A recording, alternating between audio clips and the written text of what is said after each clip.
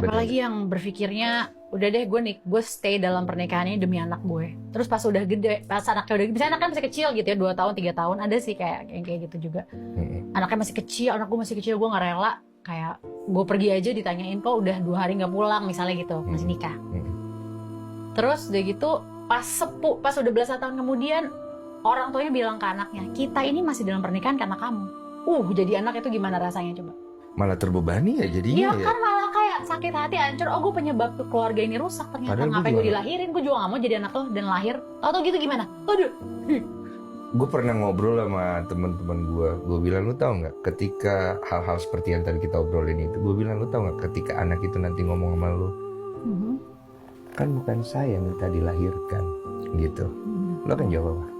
Itu sesuatu yang dari sebelum aku nikah aku udah pupuk sih ya ke diri aku sendiri. Dengan keras banget aku didik diri aku supaya trauma-trauma dari masa kecil aku, dari orang tua aku, dari keluarga aku tuh nggak aku turunin ke anakku.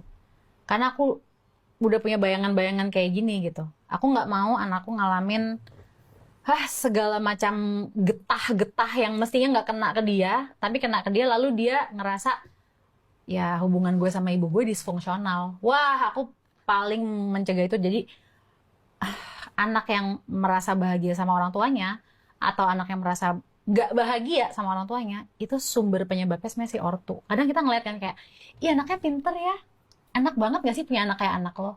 Padahal mereka nggak tahu yang membuat anak itu jadi pinter itu adalah cara didik si orang yang kita tunjuk itu bapak atau ibunya. Sumbernya dari dia. Iya. Bener kan? Gue setuju lagi. Anak yang nangis mulu itu kan karena yang gendong juga anxious ketika digendong.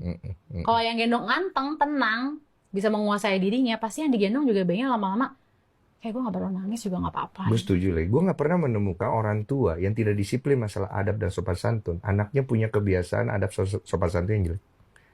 Rata-rata kalau orang tuanya prioritasnya ke sana, anaknya pasti sopan. Nggak mungkin enggak.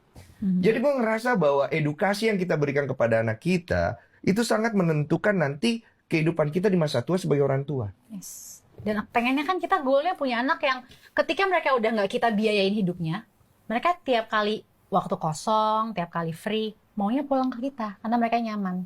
Bukannya anak yang ketika mereka udah bisa mandiri, mereka nggak pernah nemuin kita karena ngerasa kayak gue nggak happy ketika gue sama orang tua gue, entah gue dikritik, entah itu mengingatkan gue ke dibanding-bandingin mulu sama kakak adik gue atau apapun. Ya kan, banyak kan orang yang kayak gitu.